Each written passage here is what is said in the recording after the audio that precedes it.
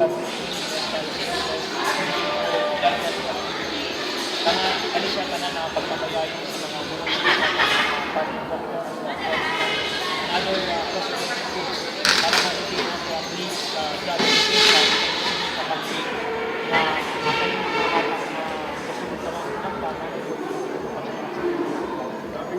So, sa may bakong nakama na nito early stage, magpapag na po ang bata para po na detect na po ang mabay symptoms sa dengue, symptoms sa social learning, especially na taas ang dengue. but number one, ang importante ani nga natin early detection kay sometimes ang kanang dengue dito pa lang sa ika-uno kay kapito na nga din ang pagbilang ng kanyang pang-action sa mga gintan. So karon we really campaign this past 2 weeks na kinaay pati ang mga bata ang atong American sa kampanya sa makaani para sa dengue Sir, siguro, gusto na encourage mo yung ating mga viewers na pagbili o vlog para hindi na kami na hindi na kami nataas sa dengue. Yes, as usual, ang atong gihanyo ang atong mga organizations, universities, colleges, civic sectors, and of course, mga religious groups. Dili na, for the convenience of everybody, di man kailangan na madasal sa bukas para magbili ng tulong.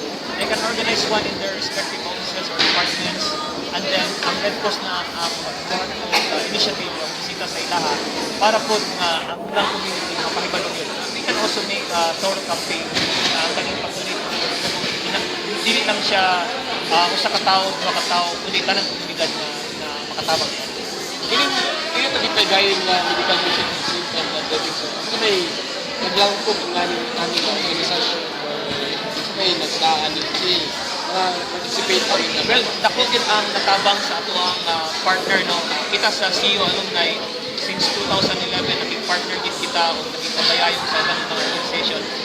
So this year ang dako gitabang sa tuwa ang generic drugstore o kaning mga Eagles ng mga groups at the same time atong estudyante kay atong nakita na ang pag-volunteer o pagtabang nila mo pud ang paagi para po ma-inform ang mga tao, especially ang mga masa o katong mga yan ang mga nag-participate karon, ma-aware po sila nga na po sila role, na po sila magbuhat para ma-aware ang pagkulang sa dugo at the same time ang dating just ang kaso sa dito. So karon sir, minada ginagawa ko sa medyo kulang Sa normal mga na case, ang problema sa dugo, we only have 40 to 60 pagulay dengue. Pag nag-spike gani ang case sa dengue, we need 60 to 80 bags of blood every day. And sa kanang 80 nga maximum nga ito nakita, 70% anak plated kailangan para sa dengue ng mga patients. So, wala man ta nagtanaw na gakulang ta, ang ato lang sustainable.